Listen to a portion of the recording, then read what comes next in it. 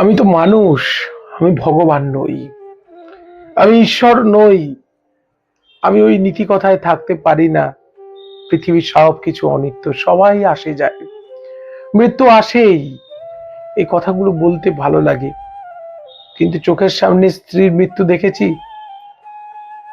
Doctor কখনো বলছে হাতে 3 মাস, কখনো বলছে রেডিয়েশন ছাড়া কিছু করার নেই, কখনো বলছে অপারেশন করলে কোমায় চলে যাবে, কখনো বলছে এর কোনো চিকিৎসা নেই, কিছু হবে না। এই লাইনগুলো আমাকে বড্ড আতঙ্কিত করে তুলছে। আমি তার মধ্য দিয়েও স্বপ্ন দেখি যে এতগুলো মানুষ যখন ঈশ্বরের কাছে প্রার্থনা করছে, ঈশ্বর কি শুনবেন না? আমার জীবনের সবটাই কি কেড়ে নেবেন? তিনি তো এইটুকু বাচ্চার মুখের দিকে তাকাবেন। আমি শুধু এই আশায় বুক বেঁধে রয়েছি যে ঈশ্বর আছেন। আমার এখনো দৃঢ় বিশ্বাস তিনি আছেন।